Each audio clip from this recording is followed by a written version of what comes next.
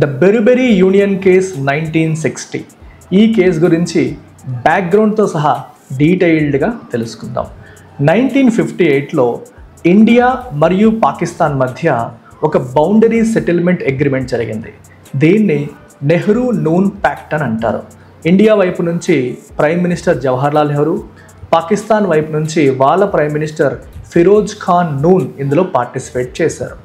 ఈ boundary settlement అగ్రిమెంట్లో భాగంగా మన ఇండియాలో వెస్ట్ బెంగాల్లో డార్జిలింగ్ డిస్ట్రిక్ట్లో ఉన్న బెరిబెరీ యూనియన్ అనే ప్లేస్లో కొంత భాగాన్ని ఈస్ట్ పాకిస్తాన్కి ఇవ్వాలి అని నిర్ణయించుకోవడం జరిగింది. అప్పటికి బంగ్లాదేశ్ అనే దేశం లేదు. 1971 వార్ తర్వాత బంగ్లాదేశ్ వచ్చింది.